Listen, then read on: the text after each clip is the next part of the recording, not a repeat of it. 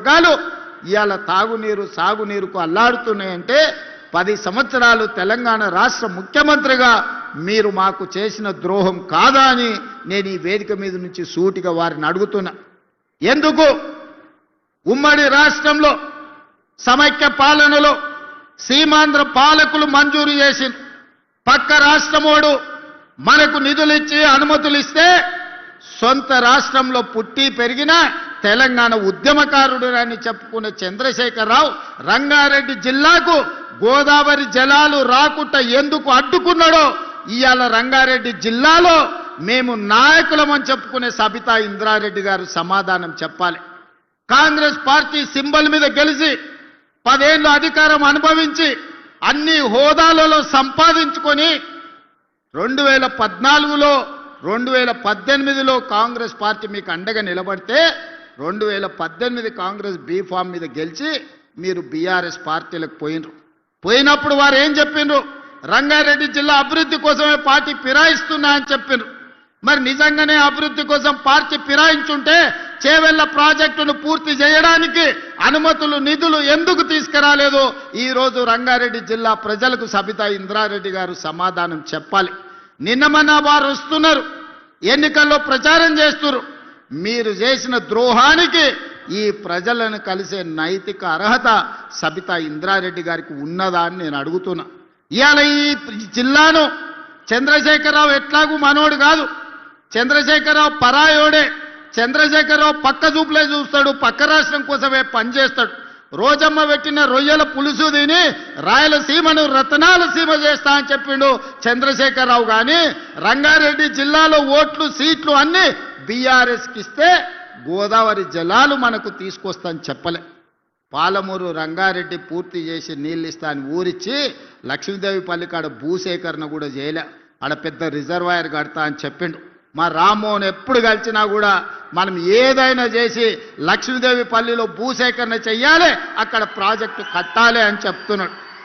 తెలంగాణలో ఎత్తైన ప్రాంతం నెత్తి మీద కుండ పెట్టుకొని ఒక బొక్క పెడితే ఎట్లయితే మనిషి ఎంత తడుస్తాడో తెలంగాణ మొత్తానికి ఎత్తైన ప్రాంతం లక్ష్మీదేవి పల్లి, అక్కడ రిజర్వాయర్ కడితే రంగారెడ్డి మహబూబ్నగర్ జిల్లాలో నీళ్లు వస్తాయని నేను కాదు చెప్పింది, చంద్రశేఖరరావే చెప్పిండు.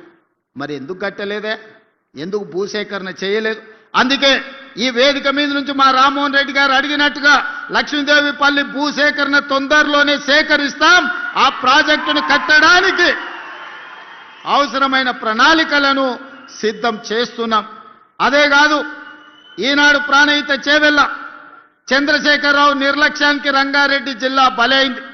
అందుకే ఈనాడు తుమ్మిడిహెట్టి దగ్గర మొదలు పెట్టాల్సిన ప్రాజెక్టును చిన్న కాళేశ్వరం మేడిగడ్డ దగ్గరికి తరలించండి.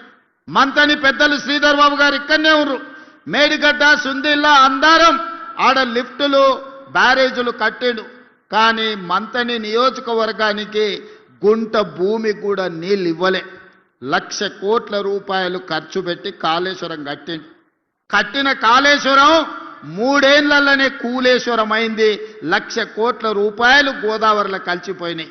కేసీఆర్కు ఆ కాళేశ్వరం దెబ్బకు ఎర్రవల్లిలో 1000 ఎకరాల ఫామ్ హౌస్ వచ్చింది. ఆయన కొడుకుకు జన్వాడలో ఫామ్ హౌస్ వచ్చింది. ఆయన బిడ్డకు శంకర్పల్లిలో ఫామ్ హౌస్ వచ్చింది. ఆయన అల్లుడు హరీష్ రావుకు మొయినాబాద్లో ఫామ్ హౌస్ వచ్చింది. సడ్డకుని కొడుకు సంతోషరావుకు ఇవాళ 1,000 కోట్ల రూపాయల వ్యాపారాలు వచ్చినాయి. మాకు మాత్రం గోదావరి జలాలు రాలేదు. గోదావరి జలాలను అడ్డం పెట్టుకొని గోదావరి జలాల ముసుగులో 1,00,000 కోట్లు ఖర్చు పెట్టి కాళేశ్వరం కట్టి 1,000 కోట్లు కొల్లగొట్టి మీరు ఫామ్ హౌస్లు కట్టుకున్నారు, మీరు వ్యాపారాలు పెట్టుకున్నారు, మీరు టీవీలు పెట్టుకున్నారు, మీరు పేపర్లు పెట్టుకున్నారు మీ గురించి గొప్పలు రాసుకోవడానికి. కానీ మాకు మాత్రం చుక్క నీరు రాలే. అందుకే ఈనాడు వికారాబాద్ జిల్లా నుంచి నాయకత్వం వహిస్తున్న నేను తెలంగాణ రాష్ట్ర ముఖ్యమంత్రిగా తెలంగాణ శాసన సభకు సభాధ్యక్షుడిగా ఉన్న గడ్డం ప్రసాద్ కుమార్ గారు శాసనసభ నడుపుతున్నారు. మేమిద్దరం ఈరోజు మీకు మాట ఇస్తున్నాం. మా శ్రీధర్ బాబు గారి సాక్షిగా గోదావరి జలాలను తీసుకొచ్చి తాండూరు, పరిగి, వికారాబాద్, చేవెళ్ల ప్రాంతాన్ని సస్యశ్యామలం చేసే బాధ్యత మాది. ఈ రోజు మీరు ఆశీర్వదించిండ్రు, మాకు అవకాశం వచ్చింది. ఆనాడు దళితుని ముఖ్యమంత్రిని చేస్తా అని దళితులను చంద్రశేఖరరావు దగా చేస్తే ఇవాళ ఒక దళిత బిడ్డ శాసన సభకే సభాధ్యక్షుడై అక్కడ పైన కూర్చుంటే చంద్రశేఖరరావు మాట్లాడాలంటే గా దళిత బిడ్డనే అడుక్కునే పరిస్థితి కాంగ్రెస్ పార్టీ తీసుకొచ్చింది. అందుకే ముఖం జల్లక ఈరోజు శాసనసభకు వస్తలేడు చంద్రశేఖరరావు. ఆయల్ల దళితులకు 3 ఎకరాల భూమి అన్నాడు, డబుల్ బెడ్రూమ్ ఇల్లు అన్నాడు, తెలంగాణ ముఖ్యమంత్రి అన్నాడు. అన్ని రకాలుగా దోకా ఆయన చేస్తే ఈనాడు ఒక స్పీకర్ 4 మంత్రి పదవులు దళితులకు ఇచ్చి ఈరోజు దళితులకు ఆత్మ గౌరవాన్ని మన పార్టీ మన ప్రభుత్వం నిలబెట్టింది. సోదరులారా, శాసనసభ స్పీకర్గా వారు అత్యున్నతమైన పదవిలో ఉన్నాడు. తెలంగాణ రాష్ట్ర ముఖ్యమంత్రిగా మొట్టమొదటి స్థానంలో